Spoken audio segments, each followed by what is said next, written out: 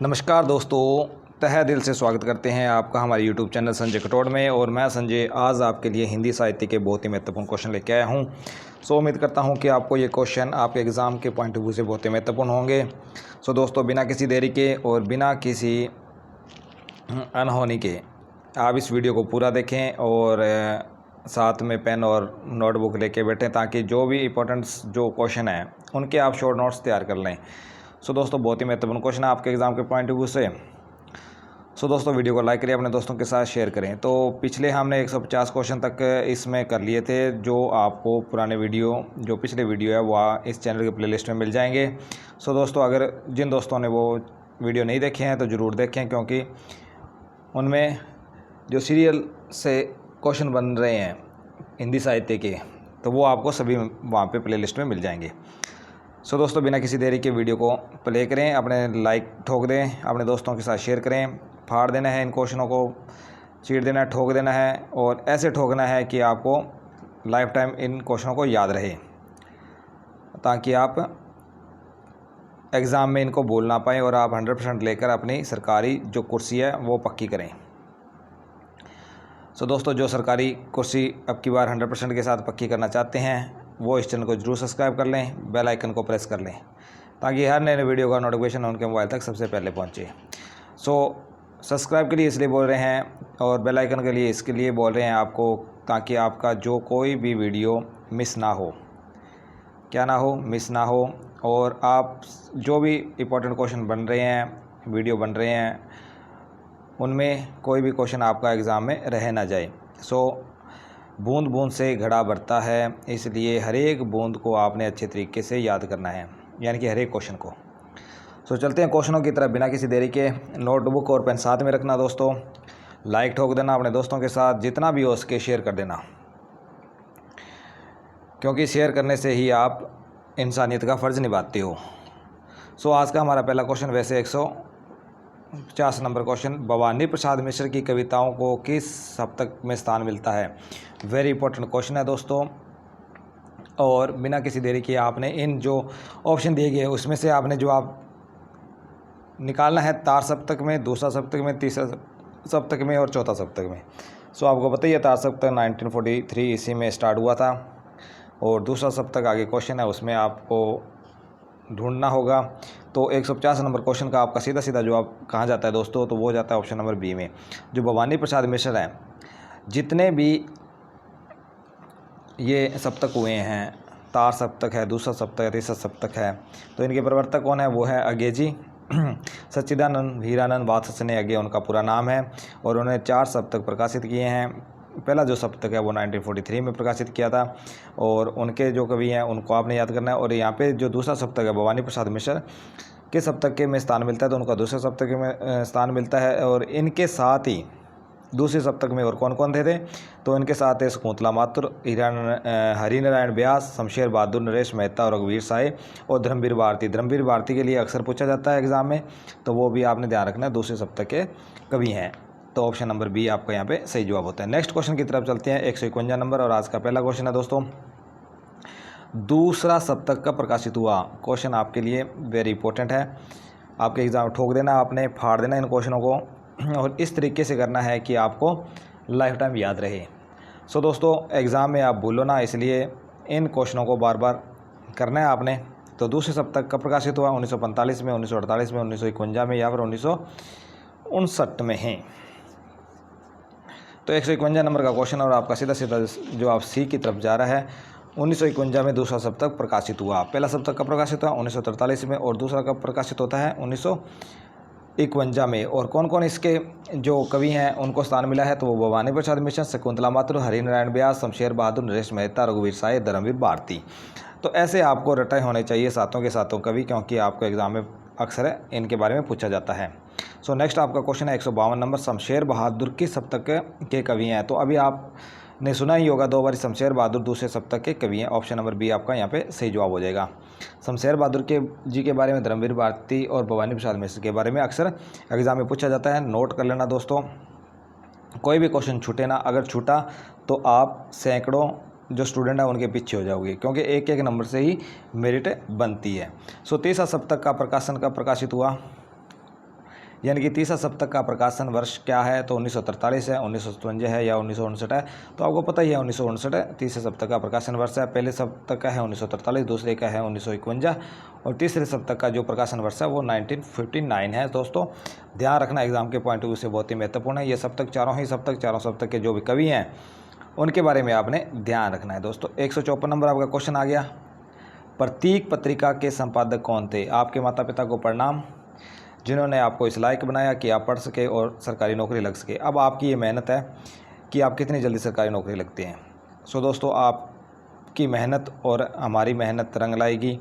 आपके लिए ये क्वेश्चन इसलिए बना रहे हैं क्योंकि आपको हर बुक्स में मत्था ना मारना पड़े। एग्ज़ाम के पॉइंट ऑफ व्यू से जो महत्वपूर्ण है वो क्वेश्चन निकाल के आपके लिए इन वीडियो में डाल रहे हैं। इसलिए कहते हैं सब्सक्राइब कर लीजिए, बेल आइकन प्रेस कर लीजिए और अपने दोस्तों के साथ शेयर कर दीजिए। वीडियो को लाइक ठोकना कभी ना भूलें। सो प्रतीक जो पत्रिका है उसके संपादक कौन है? आगे हैं जगदीश गुप्ता है, धर्मवीर भारती है, मनोहर श्याम जोशी है। तो 154 नंबर में आपका सीधा जवाब जाता है, वो जाता है आगे की तरफ। आगे जी हैं वो प्रतीक पत्रिका के संपादक हैं। ऑप्शन नंबर ए आपका सही जवाब हो जाएगा, नोट डाउन कर लेना। 155 नंबर आपका क्वेश्चन है दोस्तों, सीधा इनमें से कौन सी विशेषता नई कविता की नहीं है? नई पूछा है दोस्तों, यहाँ पे ध्यान रखना दोस्तों, नई ही पूछा है, नई कविता की विशेषता नहीं पूछा। बौद्धिकता है, क्षणवादिता है, अतिशय व्यक्तिकता है या फिर मार्क्सवादी दर्शन है। तो आपको पता ही है दोस्तों जो नई कविता में है वो मार्क्सवाद से परे है, इसलिए मार्क्सवादी यहाँ पे इसकी विशेषता नहीं होगी। इसके अलावा बौद्धिकता होगी, क्षणवादिता होगी, अतिशय व्यक्तिकता इसमें होगी। तो ऑप्शन नंबर डी 155 का आपका सही जवाब हो जाएगा। नेक्स्ट आपका क्वेश्चन है, आपसे पंक्ति पूछ ली गई है दोस्तों 156 नंबर में, आपने सीधा जवाब देना है। कोशवत सिमटी रहे ये है चाहती नारी, खोल देने लूटने का पुरुष अधिकारी। वेरी इंपॉर्टेंट पंक्ति है दोस्तों, अक्सर एग्जाम में पूछी जाती है। तो ऑप्शन में आपको 4 जो कवि दिए हैं इनमें से किसकी ये पंक्ति है? सर्वेश्वर की है, शमशेर की है या फिर आगे की है या फिर धर्मवीर भारती की है। तो 4 आपको बहुत ही महत्वपूर्ण कवि दिए गए हैं। सो कन्फ्यूज़ नहीं होना है, सही उत्तर का चयन करना है आपने। तो 156 में आपका सीधा जवाब जाता है वो आगे की तरफ जाता है। आगे की ये पंक्ति है, कोशवत सिमटी रहे ये चाहती नारी, खोल देने लूटने का पुरुष अधिकारी। तो ये पंक्ति किसकी है? ये है आगे जी की। ऑप्शन नंबर सी आपका यहाँ पे सही जवाब होता है। नेक्स्ट आपका क्वेश्चन है 157 नंबर। 157 नंबर आपका क्वेश्चन है दोस्तों, आहा मेरे सवास है उत्तप्त, धमनियों में उमड़ आई है लहू की धार, तुम कहाँ से नारी। ये पंक्ति किस कवि की है? तो मुक्तिबोध की है, दुष्यंत की है, गिरिजा कुमार माथुर की है, आगे की है। चारों में से आपने सही उत्तर का चयन करना है दोस्तों बिना किसी देरी के। सो दोस्तों मास्टर कैडर का एग्ज़ाम बहुत नज़दीक है और मीटिंग पे मीटिंग चल रही है। सो बिना किसी देरी के आप तैयारी में लग जाइए दोस्तों और यूनियन का पूरा साथ दीजिए। और आपको एक सीट चाहिए, इसलिए इस सीट के लिए आप दिन रात एक कर दीजिए, तैयारी अच्छे से कीजिए। एग्ज़ाम आपका 100% होगा और जल्दी होगा मास्टर ग्रेड वालों का। और इधर आपको रीट का भी एग्ज़ाम आ गया है राजस्थान में, सेकंड ग्रेड और फर्स्ट ग्रेड का एग्ज़ाम भी बहुत जल्द होने वाला है। सो दोस्तों आहा मेरे सवास उत्पत, धमनियों में मुड़ आई है लहू की धार, तुम कहाँ से नारी। ये पंक्ति किसकी है? तो 157 में आपका सीधा जवाब जाता है, वो जाता है आगे की तरफ। ऑप्शन नंबर डी आपका यहाँ पे सही जवाब होता है। नेक्स्ट क्वेश्चन की तरफ चलते हैं दोस्तों। 158 नंबर क्वेश्चन है आपका, देवता अब इन प्रतीकों के कर गए हैं कुछ, कभी वासन अधिक घिसने से मुलमा छूट जाता है। तो इन पंक्तियों के मूल मतलब क्या है? पुराने शब्दों की अर्थव्यवस्था खो गई, बर्तन की कलई छूट गई है, मूर्ति में देवता का निवास नहीं रहा, इनमें से कोई नहीं। तो 158 का आपका सीधा जवाब जाता है दोस्तों, वो जाता है एक की तरफ। पुराने शब्दों की आर्थिकता खो जाती है, जैसे जैसे शब्द पुराने होते जाते हैं उनकी जो महत्वता है वो अर्थवत्ता है वो खो जाती है और उनके स्थान पे नए शब्द ले लेते हैं दोस्तों। नेक्स्ट क्वेश्चन है आपका 159, ऑपरेशन थिएटर सी जो हर काम करती हुई चुप है। ऑपरेशन थिएटर में कोई भी काम करता है डॉक्टर, वो चुप रहता है, बोलता नहीं है, इशारे से कोई भी चीज़ मांगनी होती है वो मांगती हैं। तो ऑपरेशन थिएटर सी जो हर काम करते हुए चुप है, इस पंक्ति में नई कविता की कौन सी प्रवृत्ति परिलक्षित होती है? तो नवीन विषय की, नवीन प्रतीक की, नवीन उपमान की या फिर नवीन बिंब की। तो ऑपरेशन थिएटर सी जो हर काम करते हुए चुप है, तो कौन सी प्रवृत्ति परिलक्षित होती है? तो 159 में आपका सीधा जवाब जाता है, वो जाता है नवीन उपमान की तरफ। ऑप्शन नंबर सी आपका यहाँ पे सही जवाब हो जाएगा दोस्तों। नेक्स्ट क्वेश्चन की तरफ चलते हैं। इससे पहले वीडियो को लाइक ठोक दो दोस्तों, अपने दोस्तों के साथ शेयर कर दो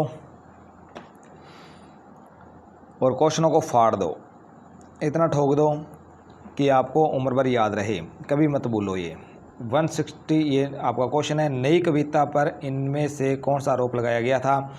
नई कविता का कोई दर्शन नहीं है, नई कविता में अश्लीलता है, नई कविता में छंदहीनता है, तो उपरोक्त सभी। तो 160 नंबर में आपका सीधा सीधा जवाब जाता है, वो जाता है उपरोक्त सभी के। जो नई कविता है उसमें ये तीनों ही आरोप लगे हैं। इनमें कोई दर्शन नहीं है, इनमें अश्लीलता है नई कविता में, और छंदहीनता है, यानी कि छंदों की परिधि कोई नहीं है, छंदहीनता है। तो ऑप्शन नंबर डी आपका यहाँ पे सही जवाब हो जाएगा दोस्तों, नई कविता के बारे में। नेक्स्ट क्वेश्चन है दोस्तों आपके लिए बहुत ही महत्वपूर्ण क्वेश्चन है। एग्ज़ाम के पॉइंट ऑफ व्यू से इतना महत्वपूर्ण क्वेश्चन है क्योंकि ये हर एक एग्जाम में, जो भी यूजीसी नेट है, मास्टर कैडर है, रीट है, सेकंड ग्रेड, फर्स्ट ग्रेड, इसमें ये क्वेश्चन हिंदी साहित्य जहाँ भी आता है ये क्वेश्चन आपको देखने को कहीं ना कहीं उन पेपरों में मिल ही जाएगा। 160 नंबर क्वेश्चन है दोस्तों, चांद का मुँह टेढ़ा, वेरी इंपॉर्टेंट क्वेश्चन है। काव्य संकलन के रचयिता कौन है? आगे हैं ऑप्शन में आपके मुक्तिबोध है, धूमिल है, या फिर शमशेर बहादुर है। तो चांद का मुँह टेढ़ा कब होता है दोस्तों? याद रखने के लिए आपको बता रहा हूँ, चांद का मुँह टेढ़ा कब होता है? जब उसको मुक्ति मिल जाती है। तो यहाँ पे ऑप्शन नंबर बी आपका सही जवाब हो जाएगा। वो चांद का मुँह टेढ़ा काव्य संकलन किसका है? तो वो है मुक्तिबोध का। इस तरह आपको याद करना है। मैं आपको बार बार कह रहा हूँ, क्वेश्चनों को रिलेट कीजिए, इमेज बनाइए इनकी। क्या बनाइए? इमेज बनाइए इनकी। इमेज बनाओगे तब आपको क्वेश्चन याद रहेंगे और लंबे समय तक याद रहेंगे। क्यों इमेज बनानी चाहिए? क्योंकि एक जैसे बहुत जो लैंग्वेज होती है उनके क्वेश्चन होते हैं। हिंदी साहित्य में ऐसे बहुत से क्वेश्चन हैं जो एक दूसरे से रिलेट कर रहे हैं, सो हमको कन्फ्यूजन हो जाते हैं और हमारा एक नंबर कट जाता है। और जैसे भी हमारा एक नंबर कटता है तो हम सैकड़ों स्टूडेंट पीछे हो जाते हैं दोस्तों। याद रखना, मेरिट के अंदर आने के लिए एक एक क्वेश्चन, एक एक नंबर इंपॉर्टेंट होता है, इसलिए कोई भी आपका नंबर मिस ना हो, इसलिए कहता हूँ इमेज बनाकर आप पढ़िए। अगला हमारा क्वेश्चन 152 नंबर, ब्रह्म राक्षस नामक कविता के रचयिता का नाम बताइए। ऑप्शन में आपके धर्मवीर भारती, भवानी प्रसाद मिश्र, गजानन माधव भुक्तिबोध, या फिर गिरजा कुमार माथुर। ब्रह्म राक्षस नामक कविता, पहला क्वेश्चन ये बनता है, ये क्या है? ये है एक कविता। इसके रचयिता कौन है? तो 162 नंबर में आपका सीधा जवाब जाता है, वो जाता है मुक्तिबोध की तरफ। गजानन माधव मुक्तिबोध इनका पूरा नाम है। ये भी पूछ लिया जाता है, गजानन माधव मुक्तिबोध। तो मुक्तिबोध किसका पूरा नाम है? तो वो है गजानन माधव मुक्तिबोध का। और ब्रह्म राक्षसों को किसने मुक्ति दी? तो मुक्तिबोध ने। इस तरह आप इन क्वेश्चनों को याद कर सकते हैं। ऑप्शन नंबर सी आपका यहाँ पे सही जवाब होता है। नेक्स्ट क्वेश्चन की तरफ चलने से पहले आपको फिर कहते हैं कि वीडियो को लाइक ठोक के अपने दोस्तों के साथ शेयर कीजिए, और जो मेरे दोस्त इस चैनल पे नए आए हैं वो सब्सक्राइब और बेल आइकन दबाना बिल्कुल भी ना भूलें। सो आपके लिए इतनी मेहनत कर रहे हैं, इसलिए आपका फ़र्ज़ बनता है कि आप चैनल को सब्सक्राइब करें, बेल आइकन को प्रेस कर लें और अपने दोस्तों के साथ ज़रूर शेयर करें। सो नेक्स्ट क्वेश्चन हमारा, इनमें से कौन सी कृति आगे की नहीं है? नहीं पूछा दोस्तों, आगे की नहीं है। हरी घास पर क्षण भर, भूरी भूरी खाक धूल, अरे योग करुणा पर भय में, आंगन के पार द्वार। तो दोस्तों 163 नंबर में आपका क्या जवाब हो जाएगा? तो वो हो जाएगा ऑप्शन नंबर बी, भूरी भूरी खाक धूल। तो हरी घास पर क्षण भर आगे की जो कृति है, और अरे योग करुणा पर भय में ये भी आगे की है, आंगन के पार द्वार ये भी आगे की है कौन सी नहीं? ऑप्शन नंबर बी आपका यहाँ पे सही जवाब हो जाएगा, भूरी भूरी कागदुल। अगला हमारा क्वेश्चन है, इधर कृति है और इधर कृतिकार हैं दोस्तों। सागर मुर्दा है, नाश और निर्माण है, सड़क से संसद से सड़क तक है, और कनुप्रिय है। 4 रचनाएं दी गई है और 4 ही रचनाकार दिए गए हैं। आपने मिलान करना है। 4 आपके क्वेश्चन यहाँ पे तैयार होते हैं बिना किसी देरी की और बिना किसी गलती के। इन चारों क्वेश्चनों को आपने करना है ताकि आपके 4 क्वेश्चन पक्के हो जाएं एग्ज़ाम के लिए। तो सागर समुद्रा किसकी है? वो है अंग्रेजी की। ऑप्शन नंबर सी आपका यहाँ पे हो जाएगा। नाश और निर्माण, जब निर्माण में नाश हो जाता है तो वो क्या हो जाता है? गिर जाता है। तो गिरजा कुमार माथुर। संसद से सड़क तक क्या है? धूल ही धूल है। तो धूमिल। और कनुप्रिया किसकी है? तो ये है धर्मवीर भारती की। तो इस तरह आपके 4 क्वेश्चन यहाँ पे सही होते हैं। 4 क्वेश्चन तैयार हो जाते हैं आपके एग्ज़ाम के लिए। फिर से आपको बता दें, जो सागर मुद्रा है वो किसकी है? वो अंग्रेजी की है। नाश और निर्माण, जब निर्माण में नाश हो जाता है तो वो क्या हो जाता है, वो गिर जाता है। और सन से सड़क तक क्या है, वो है धूमिल, धूल ही धूल। और कनु प्रिया, कनु को क्या है, प्रिय, धर्म, धर्म है तो धर्मवीर भारती। ऑप्शन नंबर यहाँ पे करेक्ट हो जाएंगे। और इस तरह आपके 4 क्वेश्चन यहाँ पे सही होते हैं। दोस्तों नेक्स्ट क्वेश्चन की तरफ चलते हैं। वीडियो को लाइक करना ना भूलें, अपने दोस्तों के साथ शेयर करना ना भूलें। 165 नंबर आपका क्वेश्चन है, अंधेरे में। फिर से बहुत ही महत्वपूर्ण क्वेश्चन आ गया। अंधेरे में नामक प्रसिद्ध कविता, पहला तो ये क्वेश्चन बनता है कि ये क्या है, कविता है और ये किसकी कविता है, तो वेरी इंपॉर्टेंट IMP क्वेश्चन है दोस्तों। आगे की है, मुक्तिबोध की है, माथुर की है या फिर दुष्यंत कुमार की है। तो 165 में आपका सीधा जवाब जाता है, वो जाता है मुक्तिबोध की तरफ। अंधेरे में क्या हो जाती है, मुक्ति हो जाती है। कुछ लोग अंधेरे से डरते हैं तो वो सोचते हैं कि जैसे ही हम अंधेरे में जाएंगे तो हमारी मुक्ति हो जाएगी। सो दोस्तों दिल पे मत लेना इन बातों को, ये सिर्फ आपको याद करने के लिए ही ट्रिक बनाई जाती है। अंधेरे में क्या हो जाती है, मुक्ति हो जाती है। So very important, option number B आपका यहाँ पे सही जवाब हो जाएगा। नेक्स्ट क्वेश्चन की तरफ चलते हैं। 166 नंबर, अगला क्वेश्चन आपके लिए, हिंदी का प्रतिनिधि गजलकार। आपसे गजलकार पूछा है, हिंदी का प्रतिनिधि गजलकार, वेरी इंपॉर्टेंट क्वेश्चन है। किस कवि को माना जाता है, मुक्तिबोध को माना जाता है, शमशेर को माना जाता है, दुष्यंत कुमार को माना जाता है या फिर भवानी प्रसाद मिश्र को हो माना जाता है। तो 166 नंबर में आपका ने सीधा सीधा जवाब देना है। तो प्रतिनिधि गजलकार कौन है, तो वो है Dushyant Kumar. Option number C आपका यहाँ पे सही जवाब होता है। नेक्स्ट आपका क्वेश्चन है 167 नंबर, 167 नंबर, शिलापंख चमकीले, वेरी इंपॉर्टेंट क्वेश्चन है। किस कवि की रचना है, IMP ये रचना है दोस्तों, वेरी इंपॉर्टेंट और अक्सर एग्जाम में पूछी जाती है। शिलापंख चमकीले, अब शिलापंख चमकीले होंगे तो उनके साथ क्या होगा, तो आपके ऑप्शन में दिए गए हैं, अगे हैं, शमशेर बहादुर हैं, और सर्वेश्वर हैं, गिरजा कुमार माथुर है या फिर शमशेर बहादुर हैं। सो शिलापंख चमकीले जैसे ही चमकने स्टार्ट होंगे तो वो क्या हो जाएंगे, गिर जाएंगे। ऑप्शन नंबर सी आपका यहाँ पे सही जवाब होता है। शिलापंख चमकीले किसकी की रचना है, तो वो है गिरजा कुमार माथुर की। ऑप्शन नंबर सी आपका यहाँ पे सही जवाब होता है। नेक्स्ट क्वेश्चन की तरफ चलते हैं।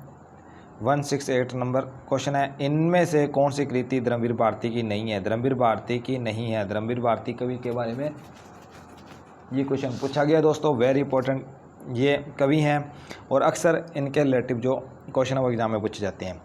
तो 7 गीत वर्ष, अंधा युग, असाध्य वीणा या फिर कनुप्रिया।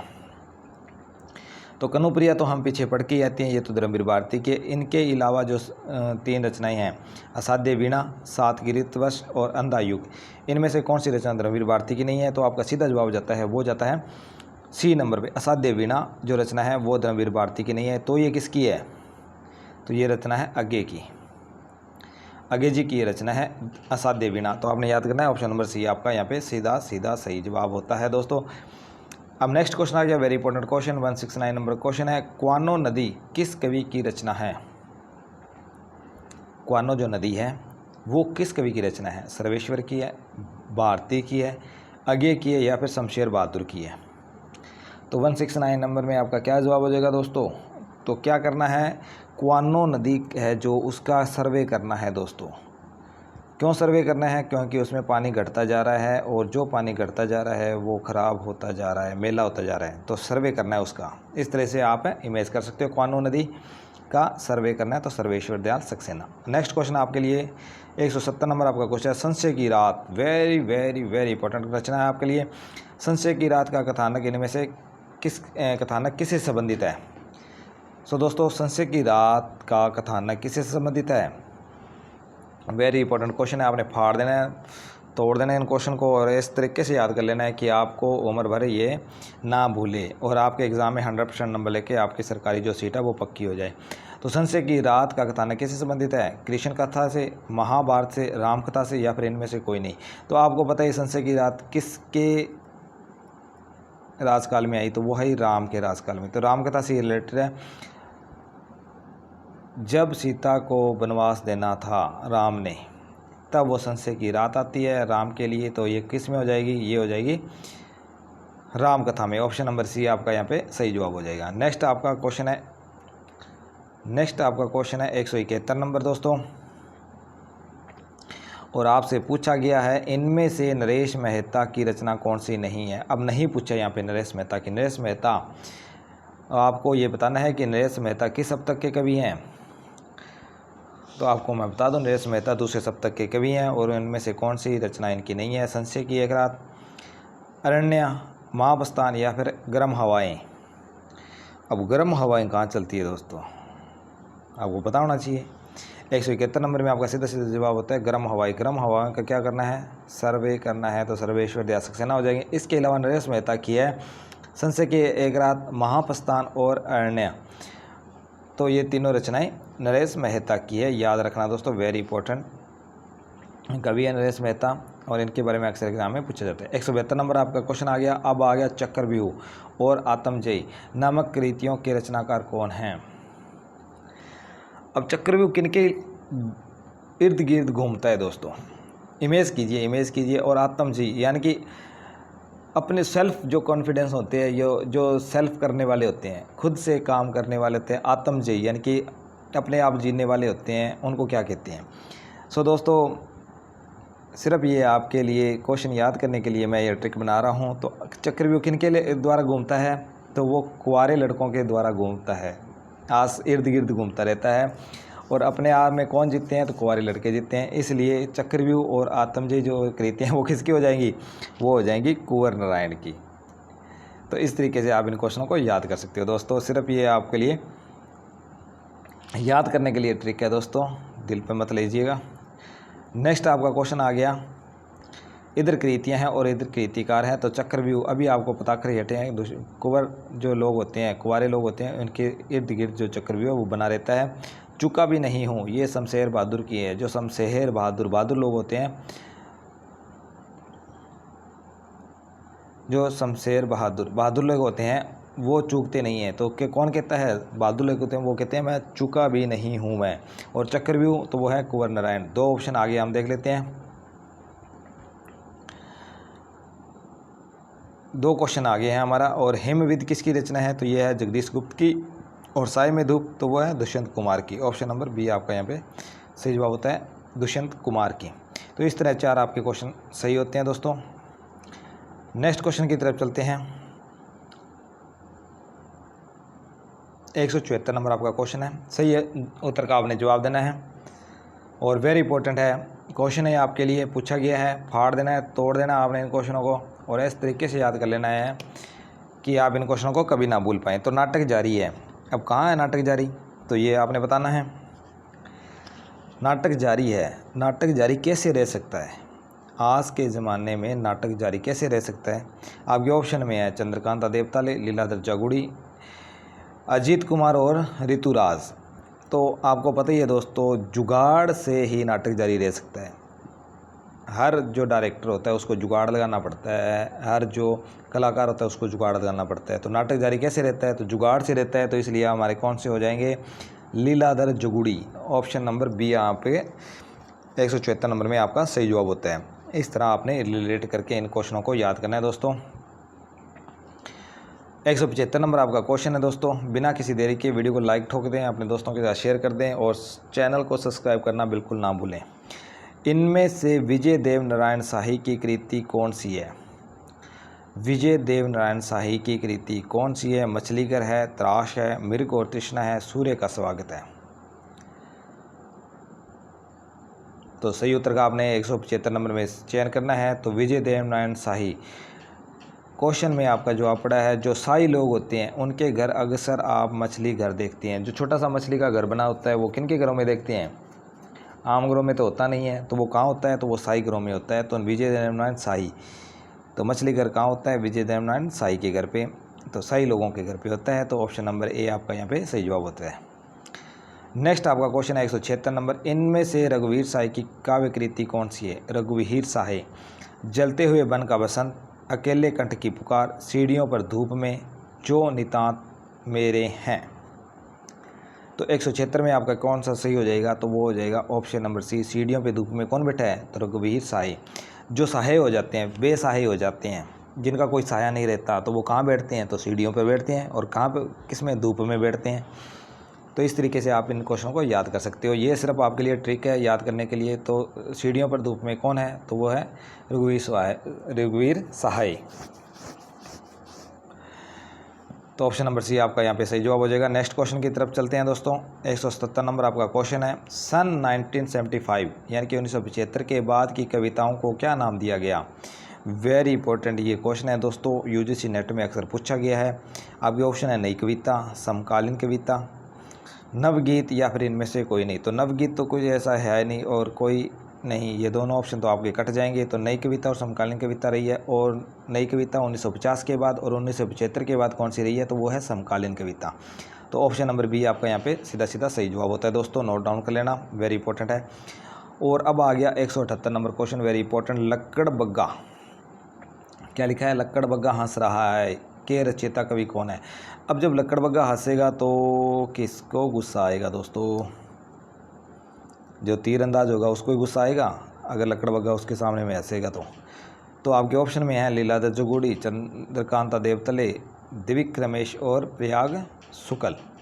तो लक्कड़ बग्गा जब हंसता है तो किसको आता है, तो वो चंद्रकांता को गुस्सा आता है और वो उसको मार गिराता है। तो इस तरह आप ये सिर्फ याद करने के लिए ट्रिक है, और लक्कड़ बग्गा ना तो हंसता है और ना उसको चंद्रकांता मार गिराता है, तो सिर्फ याद करने के लिए। तो लक्कड़ बग्गा हंस रहा है तो वो है चंद्रकांता, चंद्रकांता ने मार गिराया, तो चंद्रकांता देवतले उसका सही आपका जवाब हो जाएगा, ऑप्शन नंबर बी। अगला आपका क्वेश्चन है दोस्तों 179, खिचड़ी विप्लव देखा हमने। अब खिचड़ी विप्लव की कौन देखता है, आम इंसान तो दे ही नहीं सकता, तो कौन देखेगा दोस्तों। 179 आपका क्वेश्चन है। तो आपके ऑप्शन में अगे, नागार्जुन, त्रिलोचन और कुंवर नारायण।